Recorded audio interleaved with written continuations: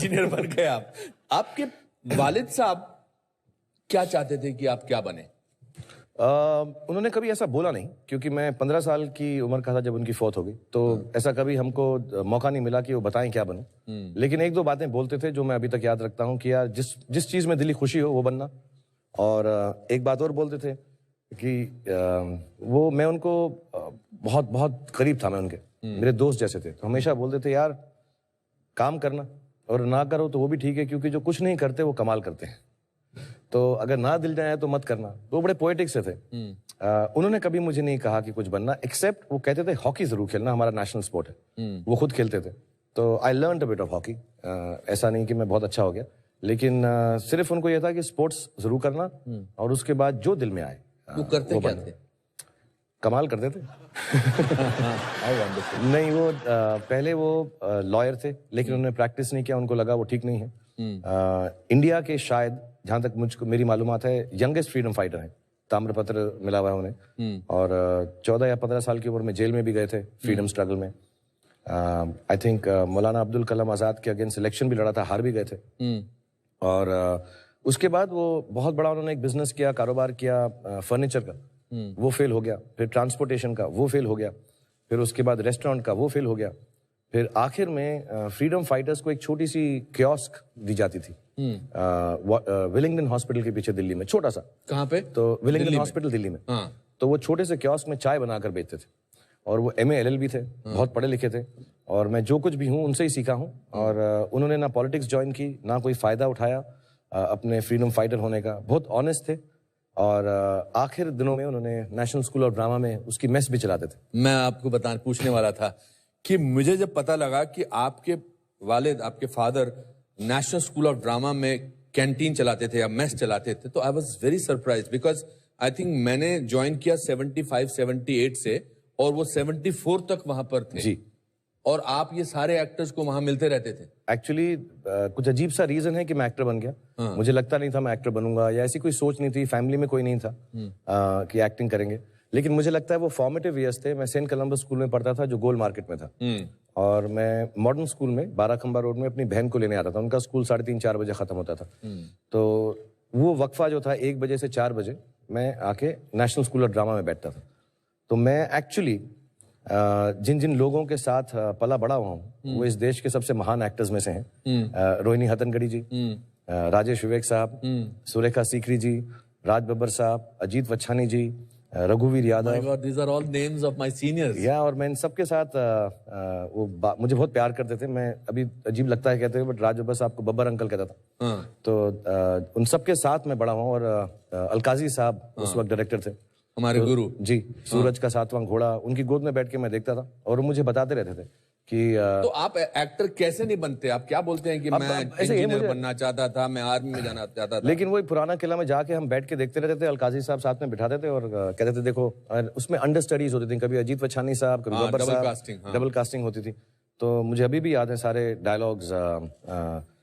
रजिया सुल्ताना का एक डायलॉग था, ये दुरुस्त है कि मैं गुलाम हूँ मिट्टी सा सिया, जिसे कदमों के नीचे रौंद दिया गया हो, लेकिन हमें ये एक सा रुतबा देता है। खुदा की नजर में हम एक हैं, खुदा हमें खून और रंग से नहीं अमल से परखता है। वाह। आई थिंक मनोहर सिंह जी, सारे मैंने सब बड़े बड़े एक्टर्स को देखा है, उनको रिहर्सल करते हुए तुगलक भी देखा होगा। मैं तुगलक भी देखा है, और सारे के सारे ये सारे प्लेस मैंने, तुगलक, सूरज का 7वां घोड़ा, मैं सब वहीं रहता था, उनके साथ रिहर्सल करते थे, ताश खेलते थे। ब्लफ सिखाया था हमको राज बब्बर साहब ने, ताश की गेम। सो मेरी जो अपब्रिंगिंग है, आई थिंक वहां कहीं ना कहीं मुझे ऐसा लगने लगा कि मैं भी कुछ एक्टिंग कर लूंगा। ऐसा दिल में तो नहीं आया था, लेकिन आई थिंक वो एटमॉस्फेयर इतना खूबसूरत था, मुझे बहुत अच्छा लगता। आपने क्यों एक जगह बोला कि my father is the most successful failure? क्योंकि मेरे जो फादर थे बहुत ही विनम्र और बहुत ही intelligent, soft spoken gentleman with a great sense of humour. और क्योंकि बहुत अर्ली उम्र में मुझसे उनका साथ छूट गया, 15 साल की उम्र में। तो आपका लास्ट विजुअल अपने पापा का क्या है? लास्ट विजुअल बहुत सैड सा है।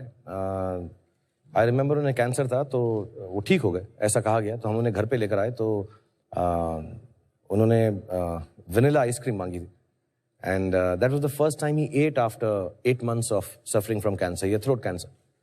एंड तो वनीला आइसक्रीम खाई उन्होंने और हमें लगा कि अब तो ठीक हो गए, अब तो खाना पीने लग गए. And that was at about 11 or 12 in the night. And 4 o'clock What in the date morning. was this? This is on 19th, 18th October. या 19th October.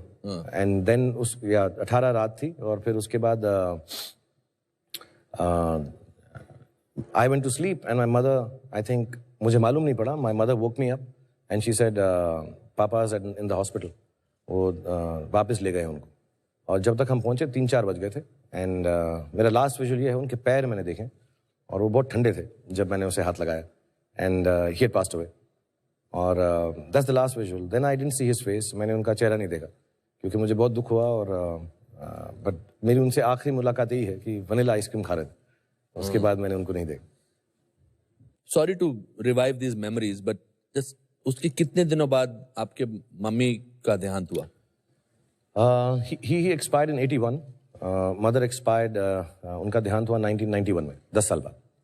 तो हम लोग उनकी ही डेथ से जूझ रहे थे अभी, क्योंकि सडनली वो चले गए और हमारी बहन की जो थोड़ी तबीयत खराब हो गई, उनको सदमा पहुंचा और अकेली औरत थी. तो फिर काम वाम पढ़ाना, और वो चाहती थी कि हम बहुत पढ़े लिखें. मेरे फादर भी ये चाहते थे, मदर भी. तो मुझे उनकी फौत के बाद मालूम पड़ा कि उन्होंने कितने लोगों से कर्जे लिए, कितनी मेहनत की, कि मैं और मेरी बहन जो है, मेरी बहन भी MLLB है, मैं खुद मास्टर्स हूँ. मैंने डिग्री नहीं ख़त्म की लेकिन मैस कम्युनिकेशन से. लेकिन उन्होंने कहा कि तुम पढ़ना ज़रूर. और मुझे अभी भी याद है, उस ज़माने में फ़ीस देने में तकलीफ़ होती थी, लेकिन वो बेचारी कहीं ना कहीं से जुगाड़ करके, मेहनत करके, आई थिंक वो काम करती रही. तो वो 4-5 साल तो उसी सदमे में निकल गए कि फ़ादर की डेथ हो गई.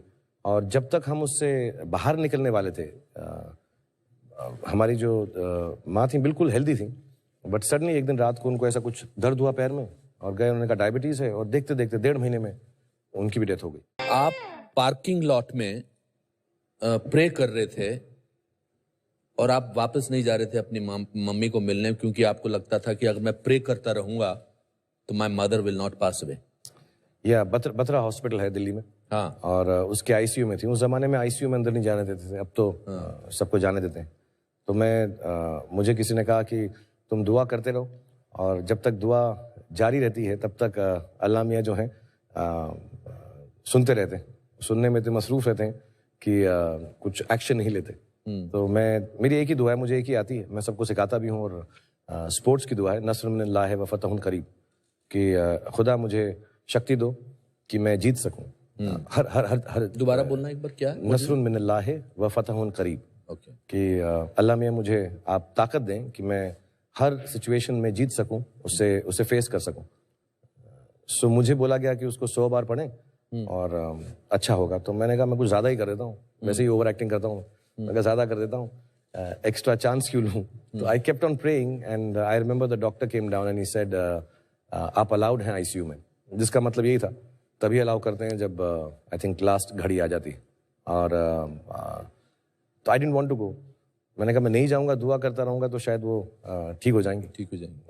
लेकिन फिर मैं चला गया, क्योंकि माय सिस्टर एवरीवन सेड कि जाना ज़रूरी है. मैं चला गया. और मेरा एक यकीन है कि इंसान तब दुनिया छोड़ता है जब वो सेटिस्फाइड होता है. In the moment of accident, जो भी मौके से आदमी जाता है, क्योंकि अगर ऐसा ना हो तो माँ बाप अपने बच्चों को छोड़कर नहीं जाएंगे. क्योंकि मुझसे आज अगर कोई बोले कि अपने बच्चों को छोड़ के जाओ, तो मैं नहीं यार, ऐसा हो ही नहीं सकता. अनलेस मैं बिल्कुल सेटिस्फाइड हूँ कि वो ठीक हो जाएंगे, सब उनका ध्यान रखा जाएगा. तो मुझे ऐसा लगता है, मेरी एक थ्योरी है कि इंसान इस दुनिया को तभी छोड़ता है जब वो एकदम सेटिस्फाइड हो, खुश हो. ये हाँ अभी ठीक है, मैं जा सकता हूँ, बाकी सब संभल जाएगा. सो जब मेरी मदर ICU में थी तो मैं उनके पास बैठ गया और मैंने एक बड़ी गलत बात की कि मैं उनको दुख पहुंचाता रहा. दुख पहुंचाते थे? मैं कहता रहा उनको. मैंने कहा अगर मैं इनको सेटिस्फाई नहीं होने दूंगा तो शायद ये जाएंगी नहीं. तो मैं उनके पास बैठ के ऐसी बातें करता रहा कि देखो, अगर आप चले जाएंगी तो मैं अपनी बहन का ख्याल नहीं रखूंगा, मैं पढ़ूंगा नहीं, मैं काम नहीं करूंगा. ऐसी स्टूपिड बातें करता रहा.